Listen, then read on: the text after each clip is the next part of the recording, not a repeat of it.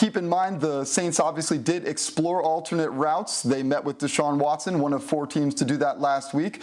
Ultimately, once that domino fell with Watson getting traded to the Browns, this left the Saints looking back in Jameis Winston's direction. So now he will be the starting quarterback, looks like, going into the 2022 season, as he also continues to recover from injury.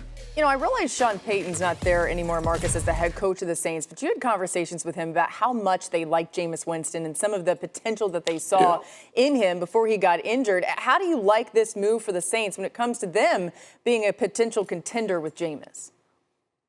I like the move. Comfortability. He understands the dynamic of that locker room, and those guys have a tremendous amount of respect for Jameis Winston. So that goes a long way as well. And he wasn't tweeting about his future when he found out the Saints was in the hunt to get Deshaun Watson. So he's confident in what he can do as a quarterback as well.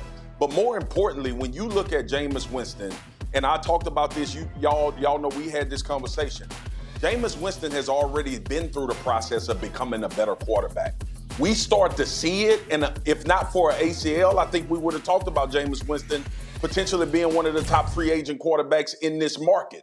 Unfortunately, he got injured. But when you look at Jameis Winston's talent, and we've talked about this for a long time, there are very few guys with his ability to push the ball down the field, to throw the ball where it needs to be thrown in tight windows.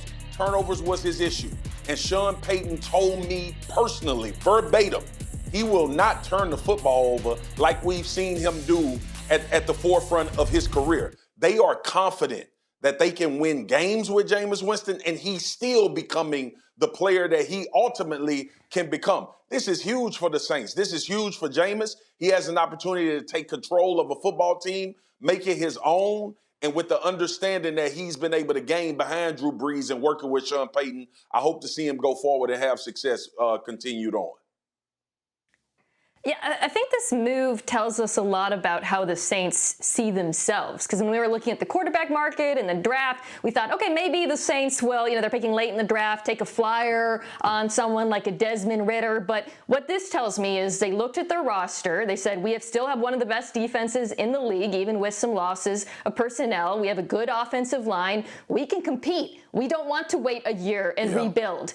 That said, there are still pieces that need to be added. Marcus, you were focusing on his downfield passing abilities. They don't have a downfield threat, I think. So they still need to add talent at wide receiver, some youth on defense. But overall, this tells me this is a team that believes they can win now.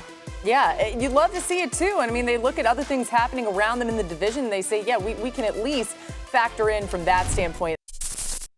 Thank you for watching ESPN on YouTube. For live streaming sports and premium content, subscribe to ESPN+.